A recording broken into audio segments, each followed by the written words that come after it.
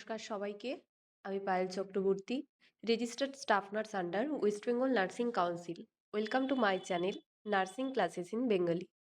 তো আজকে বেশ কিছু কথা বলবো যেগুলো নার্সিং রিলেটেড এবং অত্যন্ত গুরুত্বপূর্ণ। যারা এবছর পোস্ট বেসিক বিএসসি হয়তো ক্র্যাক করতে পারবে বা পেরেছো, এবং যাদের এখন টানাপোড়েনের মধ্যে আছো যে কি করব, পোস্ট বেসিক বিএসসি পেলে কি করব, এবং তার সাথে হচ্ছে ডাব্লিউবিএইচআরবি কবে বেরোবে, তাহলে কোনটাতে যাওয়া আমার ঠিক হবে বলে মনে হয়। সমস্ত কিছু বিষয় নিয়ে আজকের এই ভিডিওটি। তো ভিডিওটি প্রথম থেকে শেষ পর্যন্ত সবাই স্কিপ না করে দেখবে, তোমাদের কিছু কাজে লাগলেও কাজে আসতে পারে। তো এটা হচ্ছে 2026, 2026 সালের আগস্ট মাসে আমরা দাঁড়িয়ে আছি। নেক্সট, এবার যেটা বলার কথা যে 2025-এর যে রিক্রুটমেন্ট বার হয়েছিল, সেই রিক্রুটমেন্ট বার যেটা হয়েছিল 2025-এর আগস্টের দিকে, এবং তারপর অনেকভাবে অনেক সংশোধনের পর অ্যাট লাস্ট সিবিটি এক্সাম হয়, এবং সেই এক্সামের পর ডিসেম্বর জানুয়ারি মাসের মধ্যে এক্সাম হয়ে যায় এবং রিক্রুটমেন্ট মার্চের 16 তারিখ থেকে স্টার্ট হয়। তো এটা ছিল একটা প্রিভিয়াস সিনারিও। এবার আসবো আমরা নতুন কিছু নিয়ে, যেটা বলবো যে 2026-এ কি সিবিটি এক্সাম হতে পারে, এবং যারা ভাবছো যে আমি পোস্ট বেসিক বিএসসি করতে চলে গেলে কিভাবে সিবিটি এক্সাম ক্র্যাক করতে পারবো, তো সেই রিলেটেড বিষয়ে কথা বলার জন্য আজকের এই ভিডিও। তো প্রথমে হচ্ছে যারা পোস্ট বেসিক বিএসসিতে খুব ভালো র্যাঙ্ক করেছো, মানে জিএমআর খুব ভালো আছে, এবং যারা ট্যালেন্টেড আছো, অলরেডি জানো যে তোমরা পড়াশোনার মধ্যে আছো, পড়াশোনার মধ্যে থাকতে পারবে, এবং তার সাথে সাথে সিবিটির জন্য প্রিপারেশন নিতে পারবে, তাদের একমাত্র দরকার যে পোস্ট বেসিক বিএসসি নার্সিং এর জন্য অ্যাডমিশন নেওয়া। যারা ভাবছো যে আমি তো পড়াশোনায় সেরকমভাবে খুব একটা ভালো নই, কিন্তু এই এক্সামটার জন্য, পোস্ট বেসিক বিএসসি এক্সামটার জন্য আমি প্রিপারেশন নিয়েছিলাম এবং সেটা ক্র্যাক করতে পেরেছি, কিন্তু সিবিটি আমার দ্বারা হবে কিনা সেটা আমি বলতে পারছি না। তো এই রিলেটেড যাদের ভাবনা আছে তাদের বলবো তোমরাও পোস্ট বেসিক বিএসসি করতে যেতে পারো। আর যারা ভাবছো এভারেজ একটা নাম্বার আমার আছে, হয়ে গেছে কোনোভাবে, হয়তো যে এসসি এসটি ওবিসি বা যাই হোক না কেন কোনো কাস্টের জন্য হয়েছে, সেটা খুব ভালো, হয়তো তুমি জেনারেলে র্যাঙ্ক করতে পারোনি, তাদেরকেও আমি বলবো যে পোস্ট বেসিক বিএসসি অ্যাডমিশন নেওয়ার জন্য। এবার আমি কাদেরকে বলবো না যে তোমরা অ্যাডমিশনটা নেবে না। তো পোস্ট বেসিক বিএসসি নার্সিং এর ক্ষেত্রে তোমার বেশ কিছু বেনিফিট আছে, এবং অনেক কিছু কিন্তু তোমার লস আছে। কি কি লস আছে? এক নাম্বার হচ্ছে, তুমি যদি সিবিটি এক্সাম, যখন সিবিটি এক্সাম হবে তখন যদি তুমি পোস্ট বেসিক বিএসসি ট্রেনিং করো, তাহলে কিন্তু তোমাকে পুরোপুরি ট্রেনিং পিরিয়ডটা ছেড়ে কিন্তু আসতে হবে। তো এখন এখন যদিও এরকম একটা শিডিউল করেছে যে পোস্ট বেসিক বিএসসি, এটা কিন্তু এই বছর থেকেই হয়তো চালু হয়েছে, যে যারা যারা পোস্ট বেসিক বিএসসি করছে তারা কিন্তু পোস্ট বেসিক বিএসসিটা কমপ্লিট করে নিয়েও তারা কিন্তু যতদূর সম্ভব, যদি সরকার মনে করেন তাহলে কিন্তু তোমরা চাকরিটা করতে পারবে। মানে তোমরা পোস্ট বেসিক বিএসসিটা যদি কিছুদিন বাকি থাকে, 6 মাস 8 মাস, তাহলে কিন্তু তোমরা সেইটাকে ডিউ রেখে, মানে সেটা কমপ্লিট করে নিয়ে পরের দিকে তোমরা সিবিটিতে এক্সাম দিয়ে তো চাকরি পেয়ে গেলে পরে সেটা জয়েন করতে পারবে।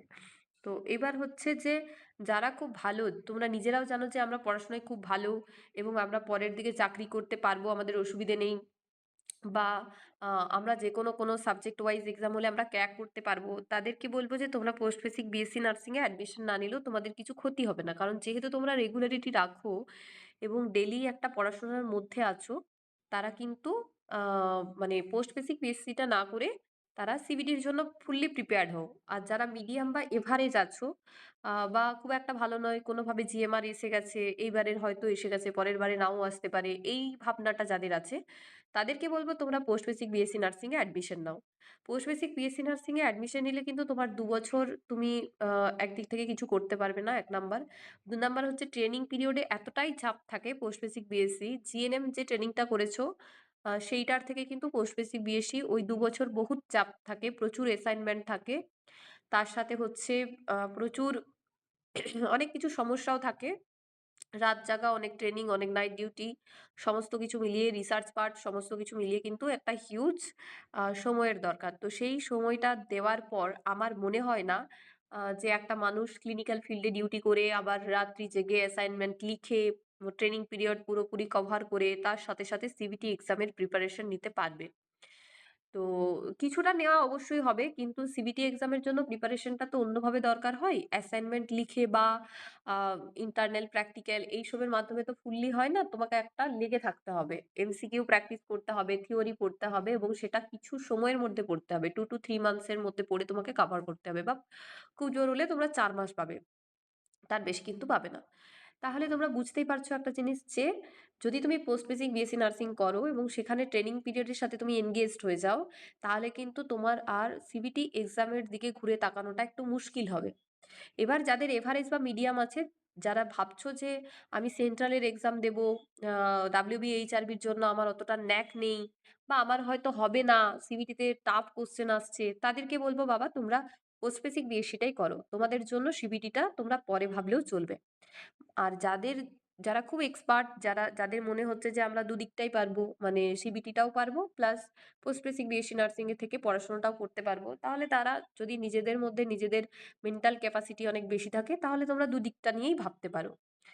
এবার যেটা বড় প্রশ্ন, যে দিদি পোস্ট বেসিক বিএসসি তো না হয় নাই করলাম, সিবিটির জন্যই প্রিপারেশনটা নিচ্ছি, কিন্তু সিবিটি এক্সাম কবে হবে, বা ডাব্লিউবিএইচআরবি 2026 কি বার হবে নাকি হবে না, এই নিয়ে অনেক প্রশ্ন আসছে আমার কাছে। তো সেই তরফে একটা কথা বলি, যে যারা পোস্ট বেসিক বিএসসি দাওনি, তারা কিন্তু লাগাতার সিবিটির জন্য প্রিপেয়ার্ড হও, বা এত সব ভেবে লাভ নেই যে পোস্ট বেসিক বিএসসি কি হবে, এমএসসি কি করে করব, বা বিএসসি কি করে করব, এইসব ভেবে লাভ নেই। তোমরা শুধুমাত্র সিপিটির ওপর ফোকাসড রাখো, এবং ভেরিয়াস সেন্ট্রাল এক্সাম আরআরবি খুব সামনে আছে, সেগুলোর উপর ফোকাস রাখো। আর যাদের অলরেডি পোস্ট বেসিক বিএসসি করা আছে, তারা নর্থ-সেট 11 সেটার প্রিপারেশন নাও, এবং তার সাথে সাথে এসিক।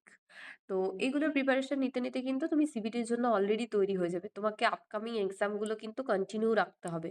আর 2026-এর ডাব্লিউবিএইচআরবি রিক্রুটমেন্ট হয়তো আমরা নোটিশটা পাবো, কিন্তু 2026-এ এক্সাম হওয়াটা আর কোনোভাবেই সম্ভব নয়, কিন্তু নোটিশ একটা, যেহেতু সিবিটির জন্য একটা টাকা অ্যালটমেন্ট হয়েছে, ডক্টর, নার্স, ফার্মাসিস্ট, টেকনিশিয়ান, এমটিআরডি সবার জন্য, তো সেই তরফে আমরা 2026-এ নোটিশটা হয়তো পাবো, এবং নোটিশটা হয়তো খুব সম্ভবত সেপ্টেম্বর বা নভেম্বরের দিকেই পাওয়ার একটা চান্স আছে।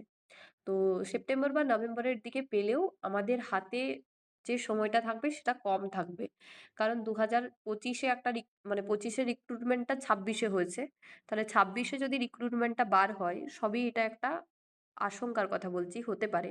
তো সেপ্টেম্বর বা নভেম্বরের দিকে পুজোর পরেও যদি রিক্রুটমেন্টটা বার হয়, তাহলে কিন্তু ওটা মোটামুটি 2027-এর জুন, জুলাই, আগস্ট পর্যন্ত কিন্তু, মানে পুজোর আগে কিন্তু নিয়োগটা হয়ে যাবে, 2027-এর পুজোর আগে নিয়োগ হয়ে যাবে, বা এপ্রিল মে মাসের মধ্যে নিয়োগ হয়ে যাবে। তোমরা নিজেরাও বুঝতে পারছো যে যেহেতু নিউ সরকার চেঞ্জড হয়েছে, তাহলে সেই ক্ষেত্রে কিন্তু একটা নতুন সিবিটি এক্সাম হওয়ার চান্স তো অবশ্যই আছে, কিন্তু সেটা কখন হবে আমরা খুব তাড়াতাড়ি দেখতে পাবো, খুব রিসেন্ট। এবার হচ্ছে যে সিবিটির জন্য কিভাবে প্রিপারেশন নেব, বা অনেকে লিখে পাঠাচ্ছ দিদি আমার জিএমআর র্যাঙ্ক এত আছে, আমি কি পোস্ট বেসিক বিএসসিতে চান্স পাবো। তো তোমাদের একটা কথা বলি, খুব তাড়াতাড়ি কিন্তু একটা কাউন্সিলিং এর নোটিশ দেবে, এবং একটা আর মোটামুটি 4-5 দিনের মধ্যেই কিন্তু একটা নোটিশ দেওয়া হবে। তো সেই নোটিশেই তোমরা দেখতে পাবে যে নেক্সট পরবর্তী স্টেপ কি হচ্ছে। আর সিবিটির জন্য প্রিপারেশনের যে ব্যাপারটা, সেটা হচ্ছে যে তোমাদের নিজেদের এখন সেলফ স্টাডিটা খুব দরকার। সেলফ স্টাডিটা করো, এবং এমসিকিউ বই থেকে যে পার্টটা পড়ে নিচ্ছ, সেই বই পার্টটা থেকে কিন্তু সেই, সাপোজ তুমি পিয়ার যাদব ভলিউম 1 পড়ছো, তাহলে পিয়ার যাদব ভলিউম 2টা পড়ো। পিয়ার যাদব ভলিউম 2টা থেকে তুমি শর্ট কোশ্চেনগুলো করতে থাকো। বা যারা যারা চাইছো যে কোনো একটা কোচিংয়ের আন্ডারে থেকে গাইড নিতে, তাহলে তারা সেটাও করতে পারো, কোনো একটা কোচিংয়ের আন্ডারে থেকে সেখান থেকে গাইড নিয়ে তুমি রেগুলারিটিটা মেনটেন করলে। কিন্তু হ্যাঁ, কোচিং নিলেই যে সমস্ত কিছু হয়ে যাবে এরকম নয়। একটা কোচিংয়ে 100 জন পড়তেই পারে, কিন্তু 100 জনের ক্যাপাবিলিটি সমান নয়। যিনি কোচিংটা দিচ্ছেন, ওনার যেমন একটা অ্যাবিলিটি অবশ্যই আছে, কিন্তু 100 জনের ক্যাপাবিলিটি কিন্তু সেরকম ভাবে নাও থাকতে পারে। অতএব আমি বলতে চাইছি যে কোচিং এর মধ্যে না থাকলেও তুমি যদি নিজে সেলফ স্টাডি করতে পারো, এই 100 জনের থেকে কিন্তু তুমি একজন হতে পারবে। তো সেটাই হচ্ছে ব্যাপার, যে নিজেকে নিজের উপর সময় দাও, এবং একটা রেগুলারিটি মেনটেন করো। যদি রেগুলারিটি মেনটেন করতে অসুবিধে হচ্ছে, একটা কোচিংয়ের আন্ডারে থেকে রেগুলারিটি রাখতে পারো। আর যারা প্রাইভেটে কাজ করছো তাদেরকে এখন বলবো কাজ কেউ ছাড়বে না, কারণ প্রত্যেকেরই ফ্যামিলি প্রবলেম, অনেক সমস্যা আছে, সবাই আমাকে অনেক কথা অনেক শেয়ার করে। তো সেই তরফেই তোমাদের একটা কথা বলছি, চাকরিতে থেকেই যতটা সম্ভব পড়াশোনা করা যায় সেইটা চেষ্টা করো। এবং যারা চাইছো পোস্ট বেসিক বিএসসিতে চলে গেলে, মানে এখন একটা ডিসিশন নেওয়ার সময় যে আমি কি করব, পোস্ট বেসিক বিএসসিতে এবারে চান্স পেয়েছি, পরের বার কি চান্স পাবো, যদি এরকম মনে হচ্ছে তাহলে তুমি পোস্ট বেসিক বিএসসি নার্সিং এ চলে যাও।